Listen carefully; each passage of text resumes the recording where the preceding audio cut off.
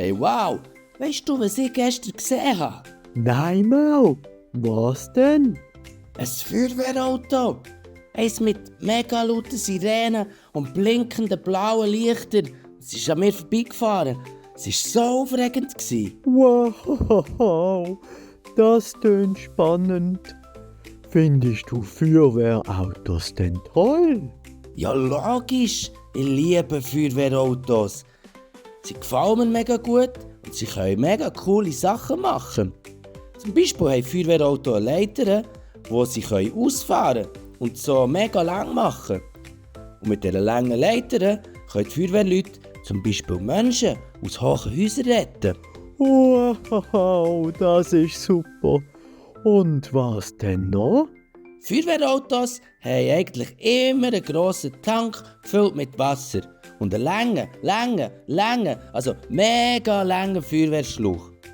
So können sie Wasser auf ein Feuer spritzen und das Feuer so mega schnell löschen. Wie funktioniert das denn genau?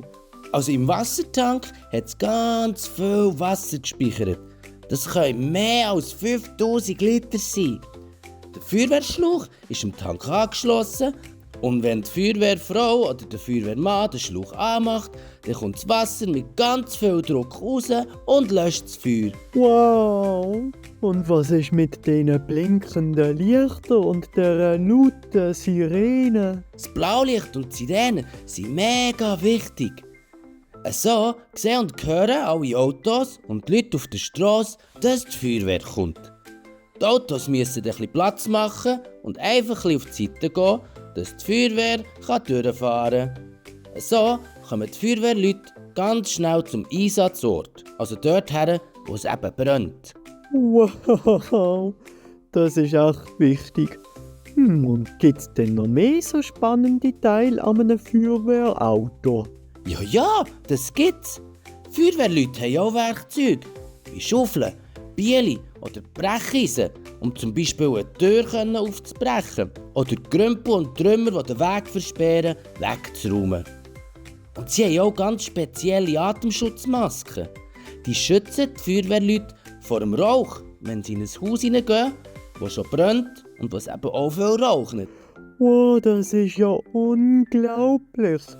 Ich finde Feuerwehrautos jetzt auch total faszinierend. Weißt du was, Mau? Was, Wow? Ich möchte später einmal Feuerwehrwolke werden. Wow!